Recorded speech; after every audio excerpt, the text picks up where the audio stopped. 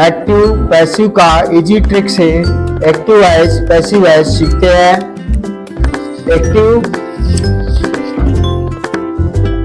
Active into passive voice. Present में बच्चों देखिए प्रेजेंट, पास्ट और फ्यूचर। प्रेजेंट में आपका बी फर्स्ट डू डज आता है, तो हम पैसिव वॉइस में इज एम आर यूज करते हैं। इज एम आर आएगा तो क्या यूज करेंगे, is am are plus being करते हैं, मतलब कंटिन्यूअस हो गया ना, तो इसमें बीइंग करते हैं।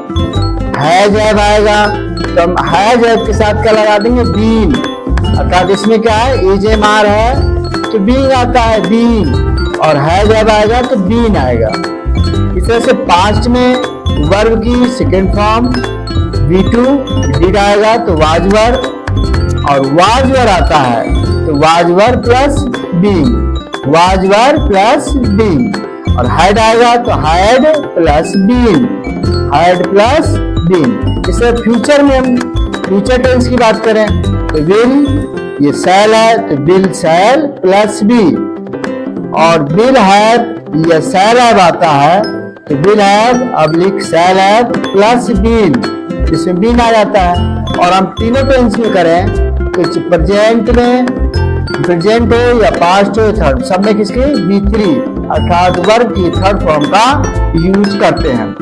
कुछ इसके रूल्स के अकॉर्डिंग समझते हैं।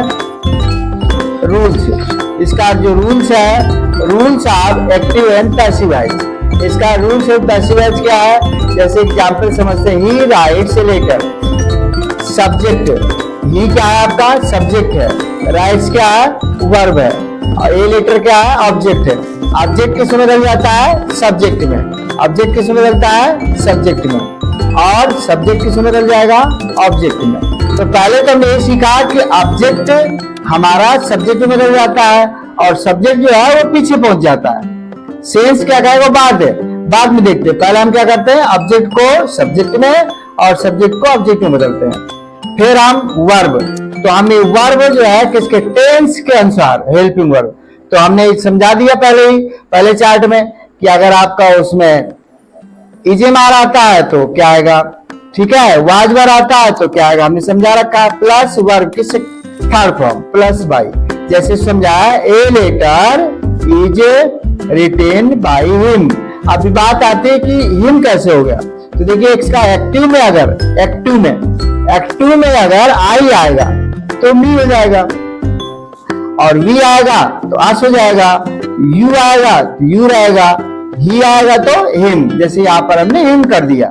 ऐसे सी आएगा तो हर आ जाएगा, सी का आर, दे का क्या हो जाएगा डेम, इट का इट, तो अर्थात हम देखा कैसे। लेकिन अगर मी आता है तो उसका एक्टिव में आई हो जाएगा, अगर पीछे दिया है मी तो आई हो जाएगा, अस दिया है तो वी हो जाएगा, हिम दिया है तो ही हो जाएगा, हर दिया है तो सी हो जाएगा, देम दिया है तो दे हो जाएगा, इट दिया है तो इट रहेगा।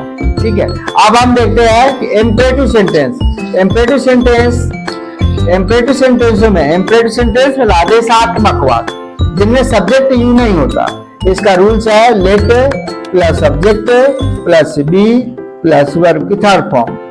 जैसे हम समझते हैं एग्जांपल से, ओपन योर बुक, तो क्या बन जाएगा इसका, let your book be, let your book be open third form आ गई।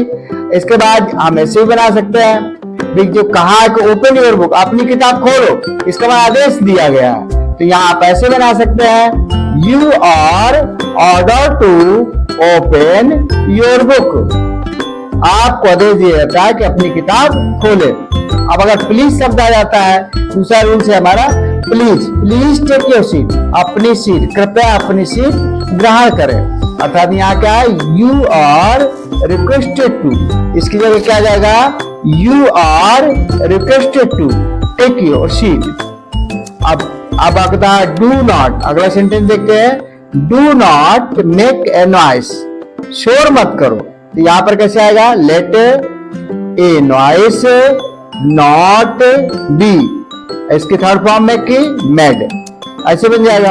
अगर हम अगले सेंटेंस की बात करें, नेवर ड्रिंक पेप्सी, तो Pepsi never be, never be, जिसकी third form drunk by you. अब हम इसकी बात करें, डू इट, छोटा सा सेंटेंस है, बच्चे गलती कराते हैं, डू इट इसको क्या बना है, लेट इट बी डन, या ऐसे बना सकते हैं, it should be done, it should be done. तो देखो बच्चों, हमने इसको इम्परेटिव सेंटेंस को सीखा। इम्परेटिव सेंटेंस सब्जेक्ट यू नहीं रहता, और इसके अकॉर्डिंग हम बनाते हैं, जिससे आसान तरीके से इसको सीख सकते हैं, क्योंकि इसमें सब्जेक्ट नहीं रहता।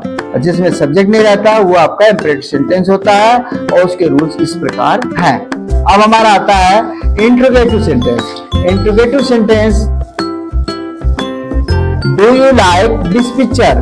तो यहाँ देखिए, डू आपकी क्या है, हेल्पिंग वर्ब है, इसकी जगह हम क्या आएगा, डू किस में आता है, प्रेजेंट में। पहले हमने पढ़ लिया अभी, तो हमने कहा कि डू आपका प्रेजेंट टेंस में, तो क्या आएगा, इज आ जाएगा, इज। और हमने बताया कि आपका जो ऑब्जेक्ट है वो सब्जेक्ट बन जाएगा। तो this picture liked by you.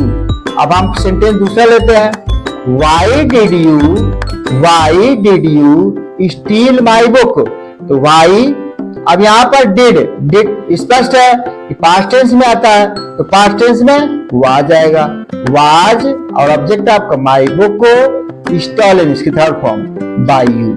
अब ऐसे सेंटेंस दूसरा लेते हैं, why are you beating this boy. तो वाई का वाई रहेगा, क्वेश्चन वर्ड तो रहेगा वही, इसके बाद हेल्पिंग वर्ड इज, क्योंकि दिस बॉय के अकॉर्डिंग लगाएंगे, तो यहाँ this boy being beaten by you.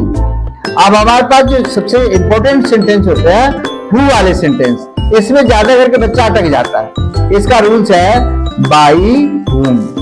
Who वाले में बाई हुम, helping verb plus subject plus verb की थर्ड फॉर्म प्लस सब्जेक्ट, अगर ऑब्जेक्ट दिया है तो ऑब्जेक्ट आ जाएगा, प्लस क्वेश्चन मार्क। चलिए, who teach you English grammar, आपको अंग्रेजी व्याकरण कौन पढ़ाता है। तो हु की जगह क्या आ गया, बाय हुम, हु की जगह बाय हुम, और यू के अकॉर्डिंग आर यू, इसकी third form taught English grammar.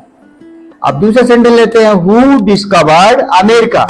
Who discovered America, तो बाय हुम वाच क्यों आया, क्योंकि यहाँ डिस्कवर्ड मतलब हमें शो कर रहा है कि this sentence is a past indefinite. तो पास्ट इंडेफिनिट का है, इससे हमें वाज वर्ड आएगा, तो वाज अमेरिका डिस्कवर्ड।